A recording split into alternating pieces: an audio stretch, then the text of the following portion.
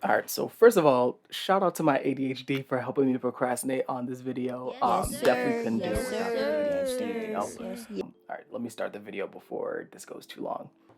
Hello, everyone. My name is Reginald, and this is RegiCast. Today, I'm going to be sharing with you what I've been learning about rejection-sensitive dysphoria.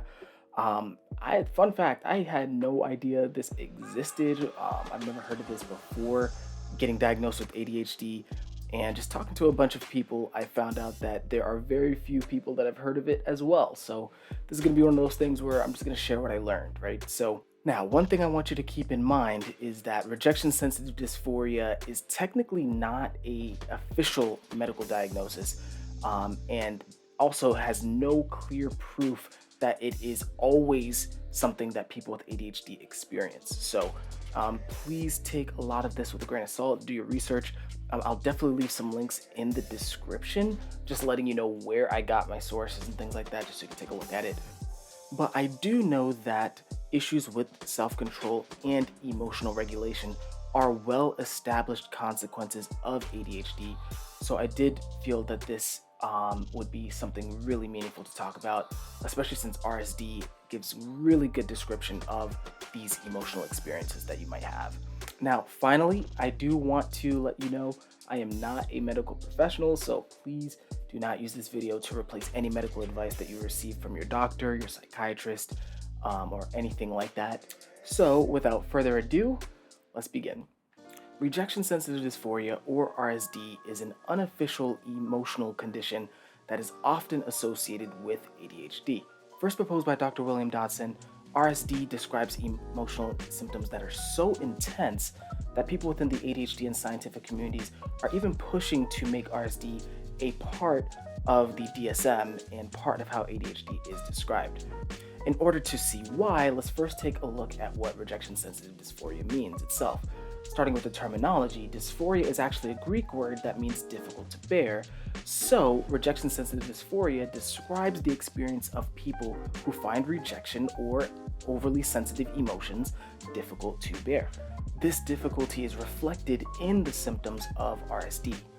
People with RSD experience intense emotional pain and anxiety whenever they feel as though people have rejected them, and they often avoid social situations that they think would involve any sort of social rejection. Depending on what coping mechanisms they have, people with RSD will also either internalize their emotional pain to the point of suicidal ideation, or they will externalize their pain in the form of intense emotional outbursts towards people or situations that they think is causing that pain. The symptoms of RSD are simple but are intense enough to mimic a full-blown mood disorder, and is partially why people are trying to take it more seriously in the scientific and ADHD community. Now, in my opinion, I'm pretty certain that most people will be able to relate to some of these symptoms, at least to some degree, right? And that's because social rejection and anxiety are a part of the normal human experience, right?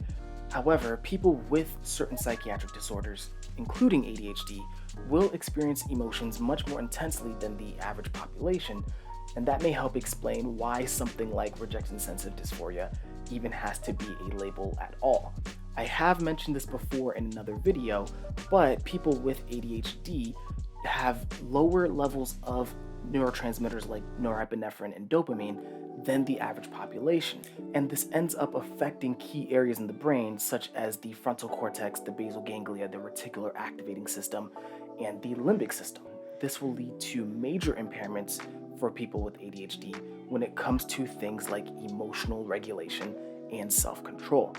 This means that people with ADHD will have much more trouble calming down emotions before they reach that intense boiling point, and they will have a lot more trouble controlling themselves once they experience that intense emotion, right? This can lead to impulsive emotional activity and many of the symptoms that RSD describes. RSD is just a lot more specific in the emotional cycles that it describes, and it also highlights just how sudden an emotional spike can happen, even if a person was calm the moment before. For me, the discovery of rejection-sensitive dysphoria did put a lot of things into perspective, both in terms of my personal life and in terms of some other people in my life who have ADHD. I know I get blindsided by intense emotions a lot, and my frequent emotional outbursts tend to get me in a bit of trouble in social situations, at least in my personal life. As for my professional life, especially in the world of sales where rejection is a very common occurrence, I would really describe my RSD as a form of intense anxiety and avoidance, right? I tend to procrastinate on certain emails, phone calls, paperwork, and other things related to a potential rejection or a potential failure in a social situation that I feel is important. And it sometimes does get to the point of physically paralyzing me for a few hours.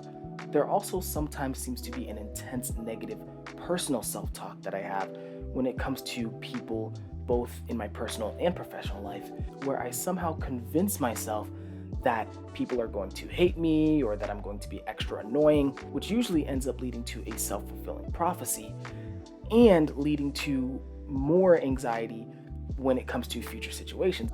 Finally, when it comes to situations like creating this video, the symptoms of RSD seem to intensify my procrastinating tendencies, and along with ADHD itself, does get me into a lot of trouble long term.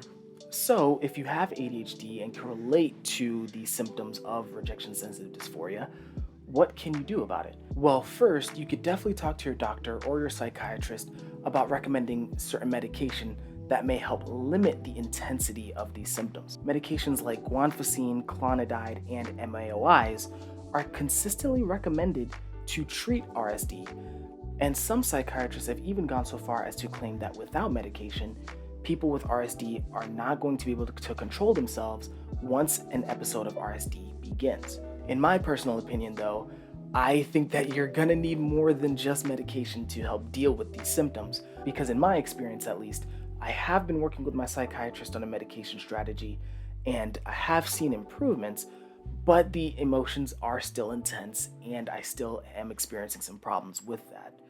So, much like ADHD treatment itself, you'll need to make a few changes to your environment and your behavior in order to help prepare you for the intense emotions that are coming. Starting with your environment, it's important to let the people in your life know that you're experiencing these emotional symptoms and see if they're willing to help you through these emotions, both in terms of the ones you're experiencing now and the ones that you're probably going to experience in the future. It's important to note that sometimes the intense emotions that you feel may end up being directed towards them. So if you're able to, give them a heads up and let them know that you're just going through something intense right now, and maybe wait to have important conversations until the intense emotions calm down.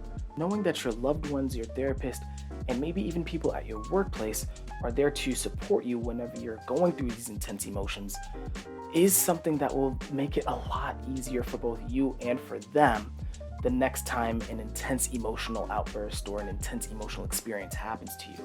Finally, I would definitely recommend trying out some emotional coping strategies until you find the ones that work best for you. The one strategy that I personally like the most is to stop and journal the moment I start feeling my emotions building up, even if I was in the middle of doing something like working or talking to people.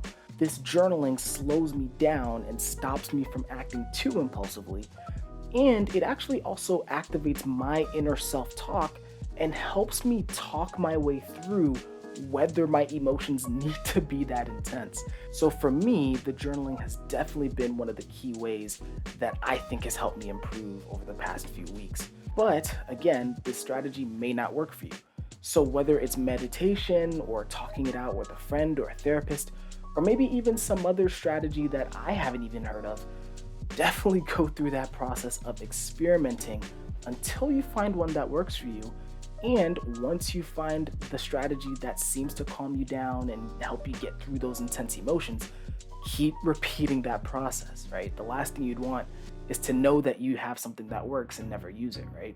Overall, rejection-sensitive dysphoria is one of those labels that I personally think has some value when it comes to preparing myself for future situations. Even though it isn't an official emotional condition, Knowing about the intense emotional symptoms of rejection-sensitive dysphoria makes me feel a lot more compassion both towards myself and towards other people with ADHD, and helps me better prepare for the future emotional turmoil that I'm likely to experience, right? And with that preparation, I know that my life and the life of the people around me will be a lot better to experience than maybe what it is right now. So that's it. That's my video on rejection-sensitive dysphoria. This video is not perfect by any means, but I think this was a good place to start. So I'd love to hear your feedback, especially if you have ADHD or believe that you have rejection-sensitive dysphoria. I'm curious to know what your experience has been like. Hopefully you're doing okay, as well as what you've been doing to kind of deal with that anxiety and that deep pain that you're experiencing, right? And more generally, if you have feedback on how the video went, would love to see your comments on that. Definitely hit the like button if you enjoyed this video as well, because this does help the channel a lot. So other than that, I hope you have a great week, and I will see you on the next one. Take care.